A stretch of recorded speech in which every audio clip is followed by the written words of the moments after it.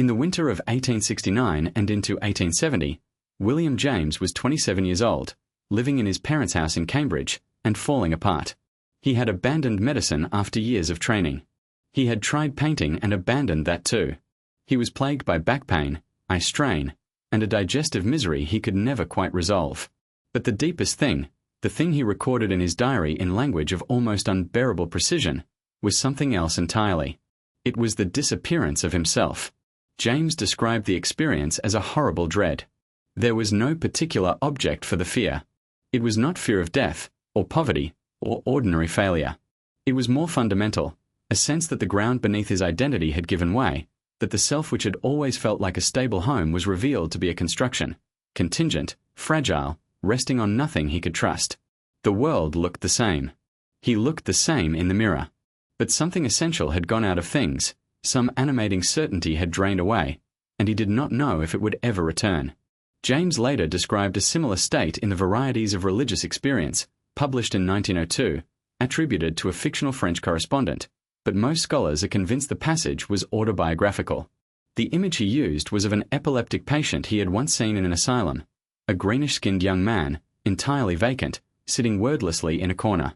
What terrified James was not the patient but the recognition, sudden, vertiginous, undeniable, that he himself was capable of being reduced to that. That beneath the educated, striving self, there was something that empty, that exposed. This is the phenomenology of existential crisis at its most acute. It is not simply depression, though it overlaps with what we now call that.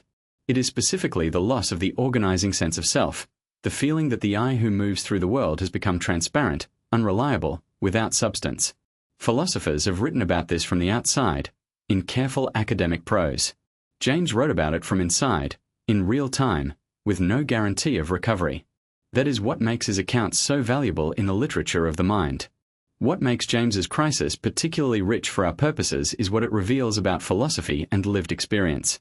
James had been reading the French philosopher Charles Renouvier, who argued that free will was real, that a person could genuinely choose to sustain an idea rather than simply being blown about by habit and circumstance.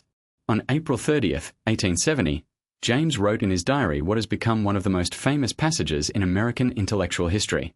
He wrote that he would believe in free will. His first act of free will would be to believe in free will itself. He would act as if he were free, as an experiment, and see what the experiment produced. This was not a clinical cure. James continued to struggle with his health and direction for years. But something shifted in that moment. The act of choosing, even philosophically uncertain as it was, cracked open a space in the paralysis. It was not logic that rescued him. It was a wager, a deliberate act of self-construction in the face of a self that had dissolved.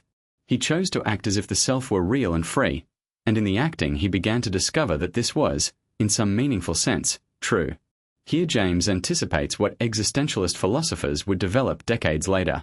Sartre would argue that existence precedes essence, that we are not born with a fixed self but must create one through our choices, that selfhood is not a given but an ongoing achievement. James arrived at something very similar not through abstract argument, but through the lived necessity of his own breakdown. He understood, from the inside and at real cost, that the self is something you do, not simply something you have. What does this mean for understanding existential crisis today? James's account suggests that such experiences are not purely pathological events. They are, at least in part, encounters with the actual structure of selfhood, contingent, constructed, requiring active maintenance and ongoing recommitment. The person in crisis has, in a sense, seen something true that ordinary functioning conceals. The self really is more fragile and less fixed than we like to believe. The crisis is not a delusion. It is, in its agonizing way, a kind of clarity.